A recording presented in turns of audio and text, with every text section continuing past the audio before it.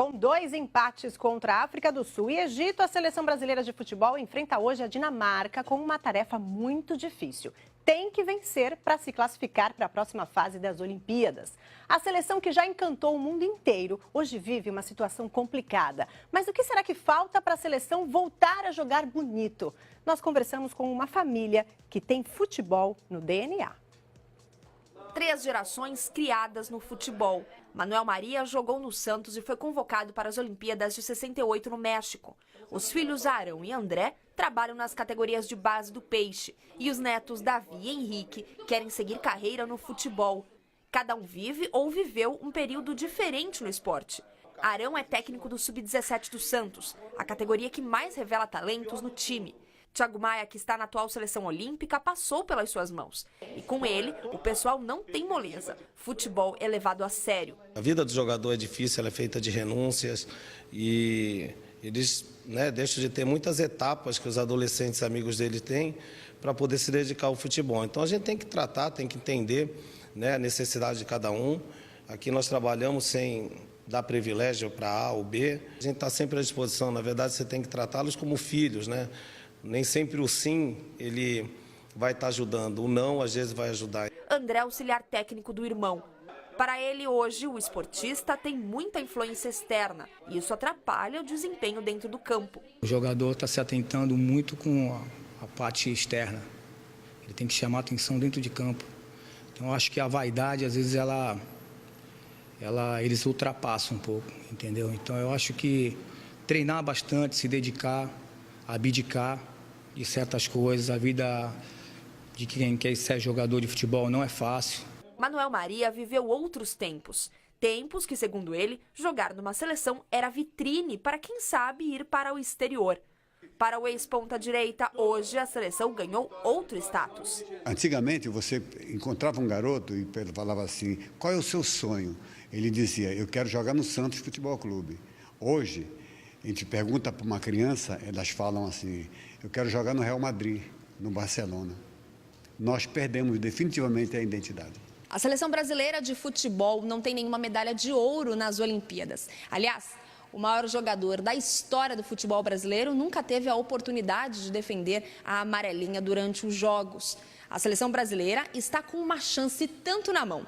Ganhar a inédita medalha de ouro e em casa. Mas o futebol apresentado nas 2 primeiras partidas parece não ter convencido.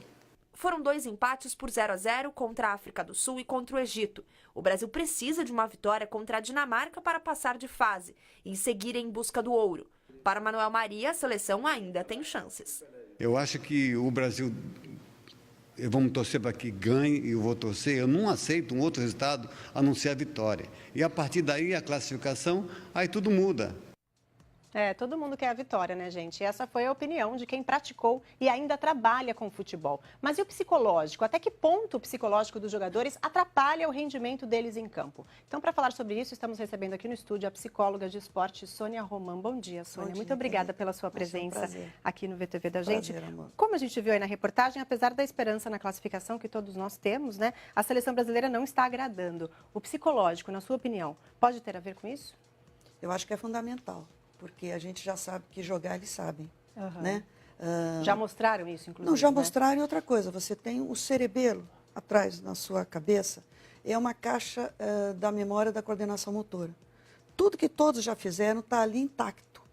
Não é destruído, não se perde, absolutamente.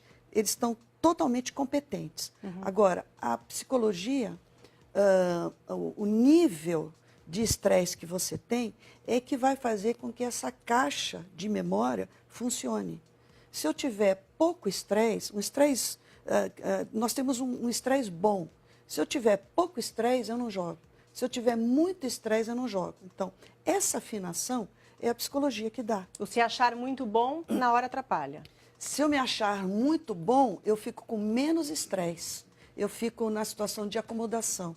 É o que chama-se de salto alto. Sim, que muita então, gente fala isso. Isso, eu tenho que ativar esse sistema nervoso.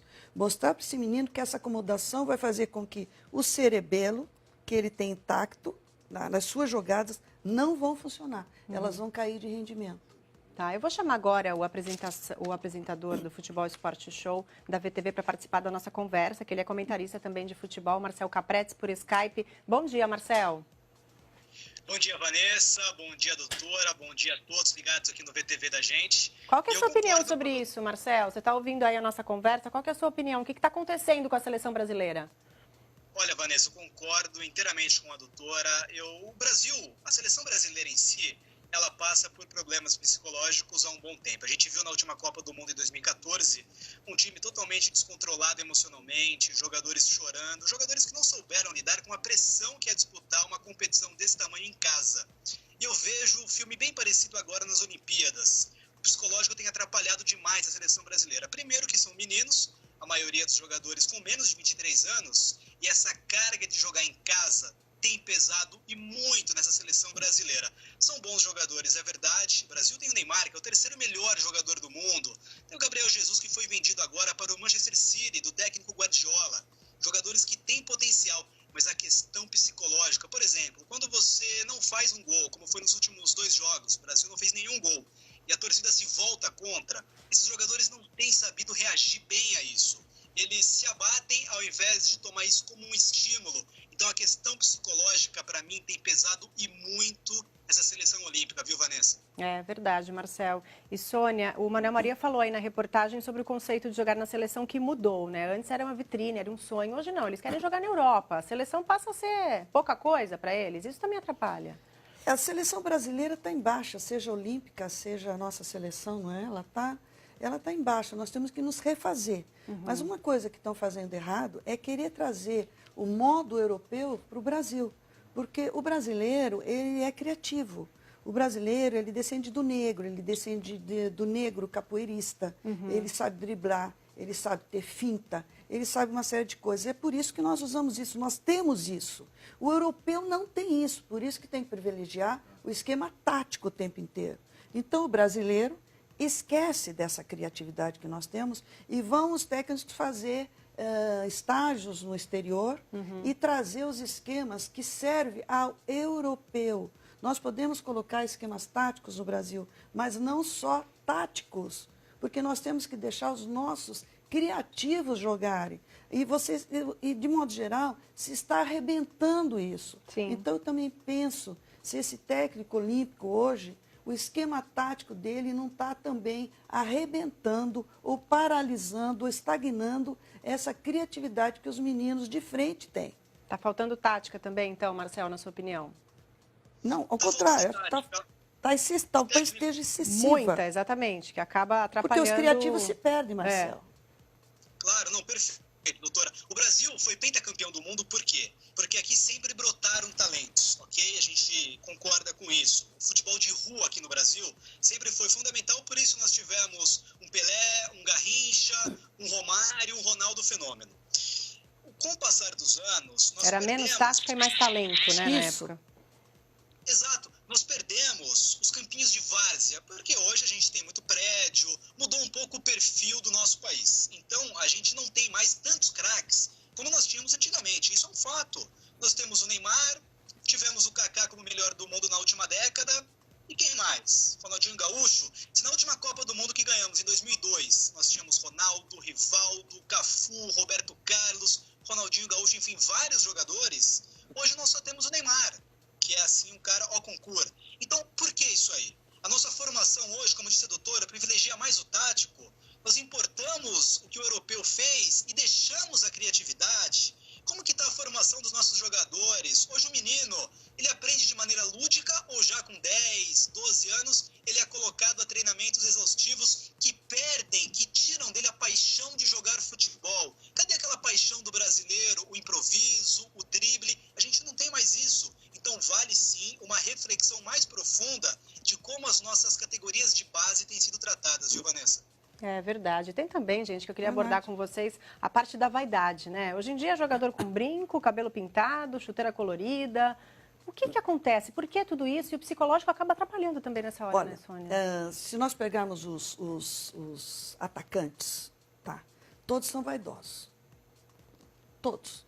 Vem de Romário, Neymar, Gabigol, quem você quiser. eles têm uma personalidade com características narcísicas. Tem. As grandes estrelas têm essa personalidade. Isso não é só no futebol, é na televisão, etc. e tal. Você pode ter essas características narcísicas até uma hora antes de entrar em campo. Depois você tem que atinar a tua responsabilidade.